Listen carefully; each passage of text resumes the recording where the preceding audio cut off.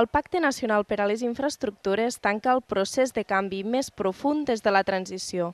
Amb aquestes paraules, el president de la Generalitat, José Montilla, ha definit l'acord liderat pel govern i amb el suport d'ajuntaments, agents econòmics i socials i partits polítics. Mai, jo diria, des dels primers anys de la transició s'havia produït un procés igual de diàleg constructiu i participació positiva de la societat catalana a tots els nivells. Amb aquest darrer pacte i els altres 5, Catalunya disposa d'un conjunt d'eines bàsiques per anar-se fent a si mateixa els propers anys, humanament, físicament, econòmicament. El pacte proposa 130 mesures i marca una inversió conjunta de l'Estat i la Generalitat de 100.000 milions d'euros fins l'any 2020.